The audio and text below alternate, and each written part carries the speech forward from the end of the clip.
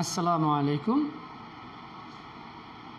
প্রাণপ্রিয় ছাত্রছাত্রীবৃন্দ, সম্মানিত অভিভাবকবৃন্দ, সম্মানিত শিক্ষক মণ্ডলী এবং যারা দেখছেন এবং শুনছেন সবাইকে মনোহরদী অনলাইন স্কুলের শ্রেণী পাঠদান থেকে অভিনন্দন জানাচ্ছি। আমি মোহাম্মদ শফিকুল আলম, সহকারী শিক্ষক, মনোহরদী মডেল সরকারি প্রাথমিক বিদ্যালয়। আজ 11ই অক্টোবর, আন্তর্জাতিক কন্যা শিশু দিবস। আজকের বিশ্বে এই দিবসটির গুরুত্ব অনেক। 2012 সাল থেকে আন্তর্জাতিক শিশু কন্যা দিবস পালিত হয়ে আসছে। আজকে বাংলাদেশের এই দিবসটি প্রতিপাদ্য হচ্ছে আমরা সবাই সোচ্চার, বিশ্ব হবে সমতার। হ্যাঁ, আমরাও চাই বিশ্বের নারী পুরুষ সমতা দিকে যাক এবং শিশুদের অধিকার ফিরে পাক। আজকের শ্রেণী পাঠদান থেকে আমি মোহাম্মদ শফিকুল আলম আপনাদের অভিনন্দন জানাচ্ছি। গত ক্লাসে আমরা পঞ্চম শ্রেণীর শিক্ষার্থীদের চতুর্থ অধ্যায়ের গাণিতিক প্রতীক নিয়ে আলোচনা করেছিলাম। আজকে আমরা তারই ধারাবাহিকতায় কিছু গাণিতিক সমস্যার সমাধান নিয়ে আলোচনা করব। সুপ্রিয় শিক্ষার্থীবৃন্দ, আমরা গাণিতিক প্রতীক গত ক্লাসে খোলা বাক্য, গাণিতিক বাক্য ইত্যাদি নিয়ে আলোচনা করেছিলাম। এছাড়া প্রক্রিয়া প্রতীক, সংখ্যা প্রতীক, সম্পর্ক প্রতীক ইত্যাদি বিষয় উঠে এসেছিল। তো শিক্ষার্থীবৃন্দ, আজকে আমরা আরও কিছু বিষয় নিয়ে আলোচনা করব। যেমন যে কয়ের এমন মান নির্ণয় করতে হবে যেন গাণিতিক বাক্যগুলো সত্য হয়। আজকে আমরা অজানা সংখ্যা নির্ণয় করব, অর্থাৎ একটি গাণিতিক বাক্যে খোলা বাক্যে যে অজানা রাশি রয়েছে সেই রাশিগুলো মান বের করব এবং বাক্যটি সত্য না মিথ্যা সেটা যাচাই করব। যেমন এখানে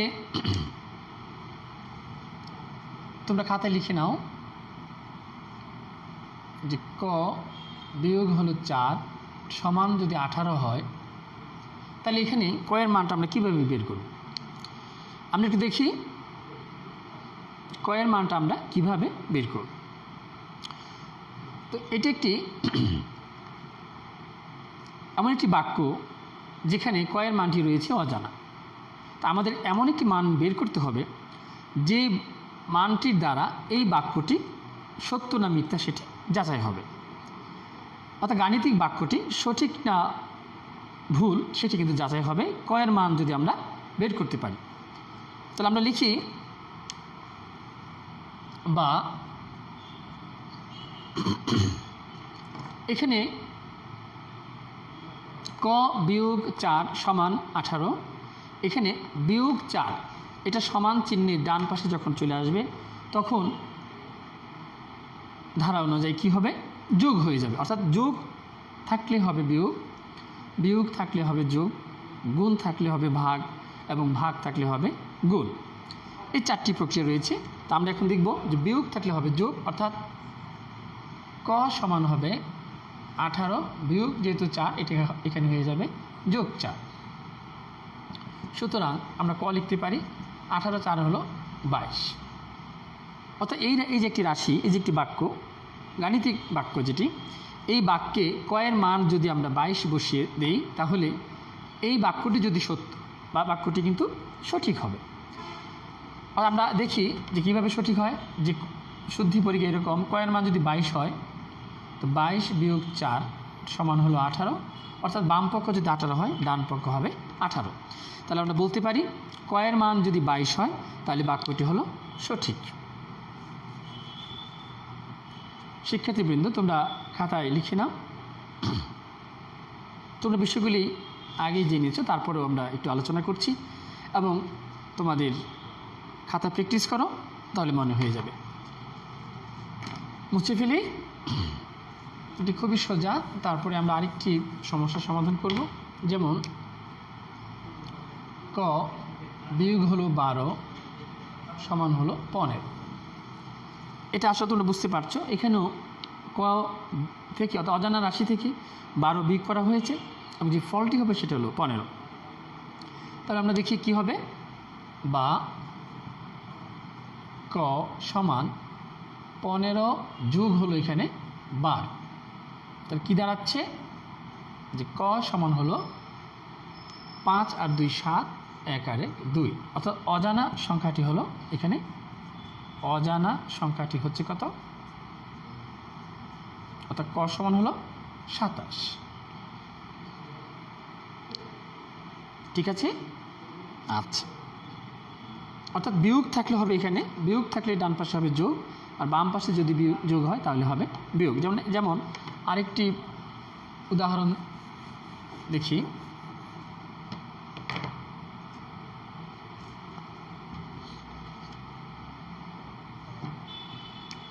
যেমন 7 যোগ হলো ক সমান হলো 13। এটি এখানে 7 যোগ ক, অর্থাৎ অজানা রাশির সাথে আমাদের যদি 7 যোগ করি তাহলে ফল হবে 13। তাহলে কয়ের মানটি কত হবে বা অজানা রাশির মানটি কত হবে আমরা দেখি। এখানে যেহেতু যোগ, ধারা অনুযায়ী বিয়োগ হবে, আমরা লিখি ক সমান 13, যেহেতু 7 এখানে যোগ তাহলে এইটা হয়ে যাবে বিয়োগ। কি দাঁড়াচ্ছে তাহলে, ক সমান হচ্ছে 6, অর্থাৎ অজানা রাশির মানটি এখানে 6, অজানা রাশির মান এখানে 6। আশা করি বুঝতে পেরেছ। মুছে ফেলি।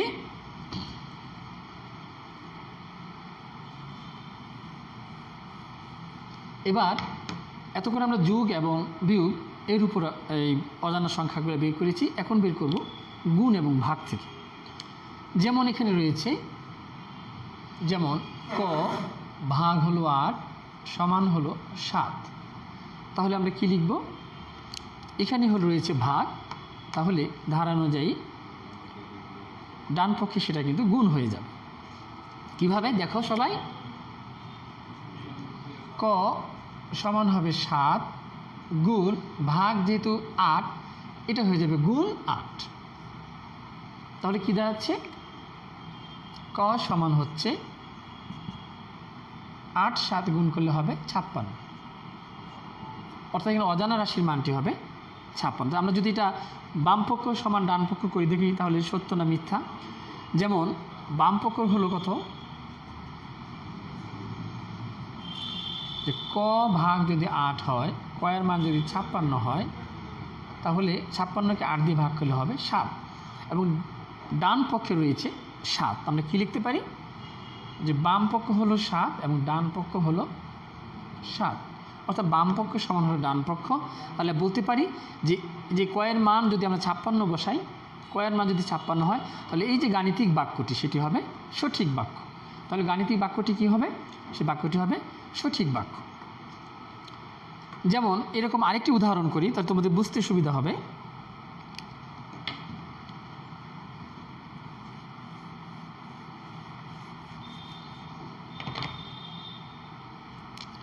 যেমন ক ভাগ 9 সমান হচ্ছে 3।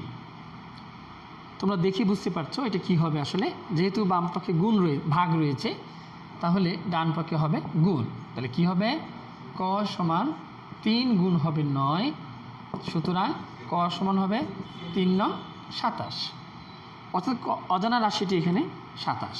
27কে যদি আমরা 9 দিয়ে ভাগ করি তাহলে ফল হবে 3, এবং তখন গাণিতিক বাক্যটি হবে সঠিক।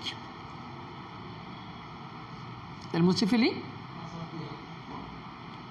আচ্ছা, এখন আমরা ভাগ থেকে দেখলাম কিভাবে গুণ করা হচ্ছে অজানা রাশির মান বের করার সময়। এখন আমরা দেখব গুণ থেকে কি করে ভাগ করা হয়।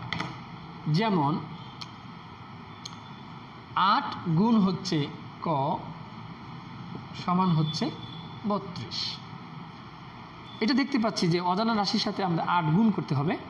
অজানা রাশিকে যদি 8 দিয়ে গুণ করা হয় তাহলে ফল হবে 32।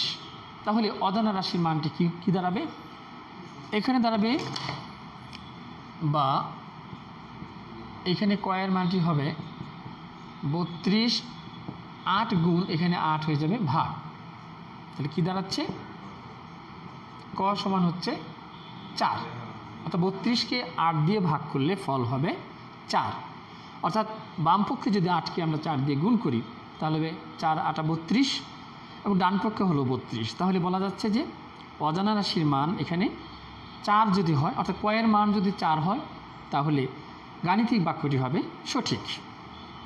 এরকম এখন যদি আমরা যোগ বিয়োগ গুণ ভাগ এই 4টির মিশ্রণে আমরা কোনো সমস্যার সমাধান করি তাহলে কি দাঁড়ায়?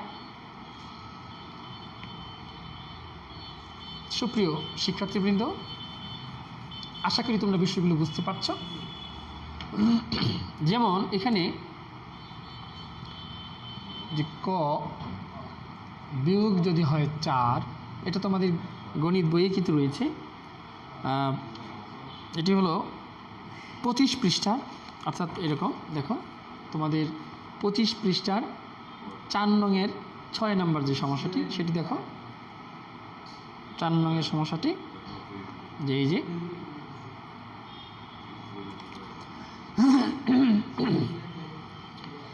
ভাগ হলো 6 সমান হচ্ছে 6, তাহলে কি দাঁড়াচ্ছে? এটাকে প্রথমে যেহেতু বন্ধনীর মধ্যে রয়েছে, প্রথম বন্ধনীর মধ্যে ক বিয়োগ 4 সমান ভাগ 6 সমান 6, তাহলে আমরা লিখব এখানে ভাগ 6, প্রথমে আমরা ভাগের কাজটি করব, অর্থাৎ ভাগ যখন রয়েছে ডান পাশে গিয়ে সেটা হয়ে যাবে গুণ, তাহলে কী দাঁড়াচ্ছে? বা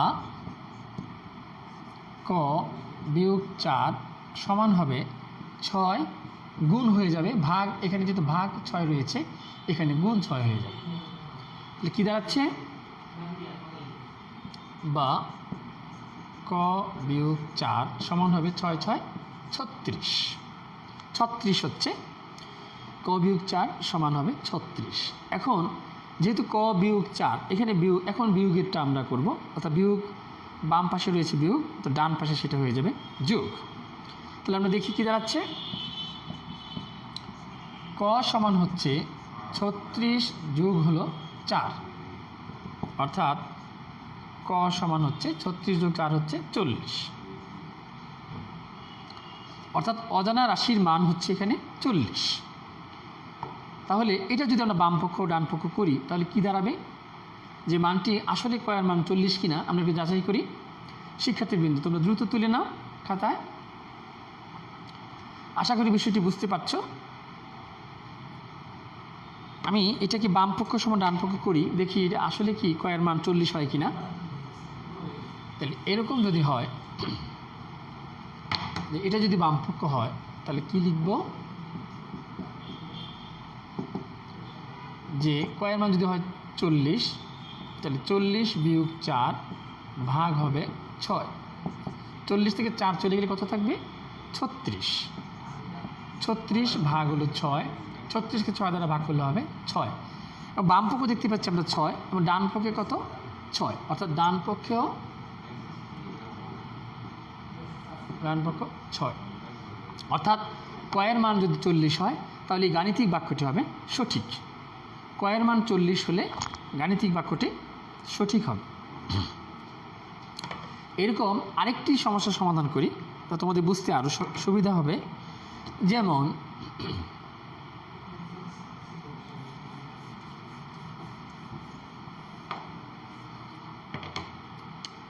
যেমন 3 গুণ যদি হয় 5 যোগ ক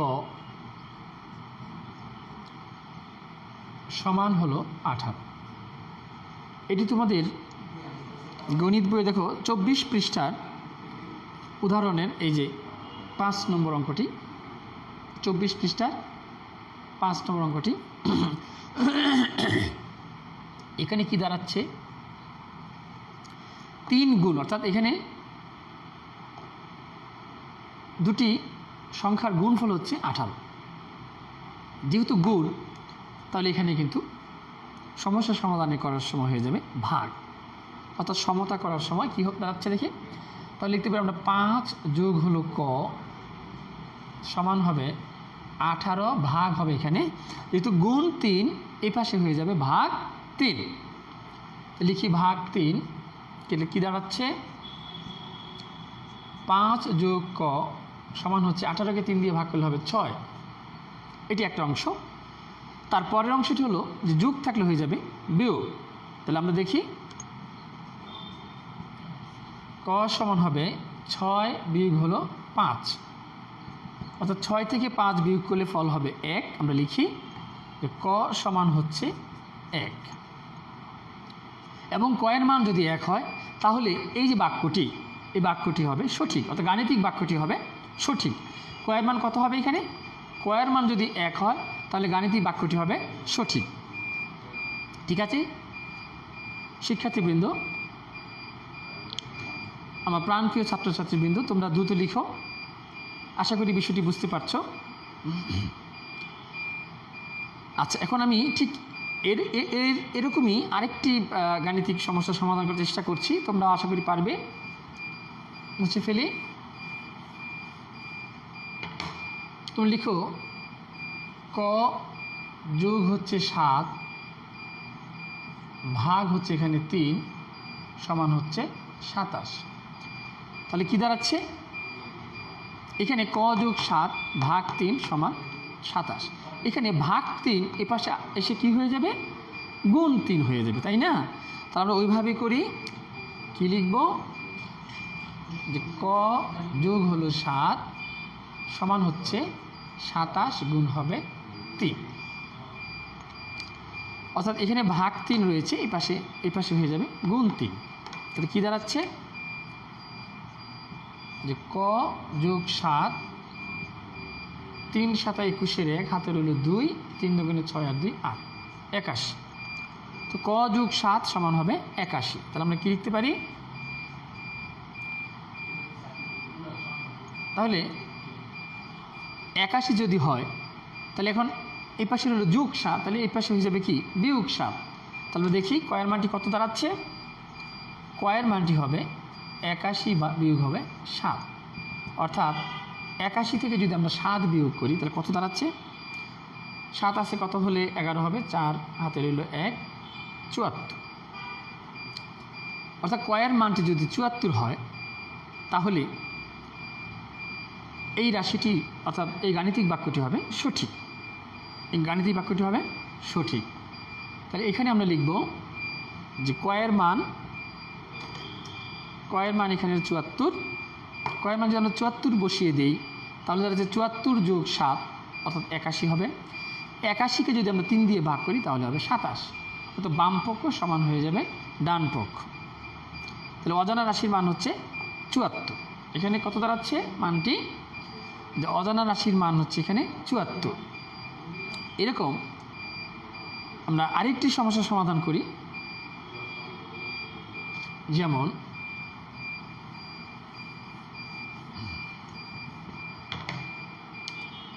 যে ক ভাগ যদি হয় 5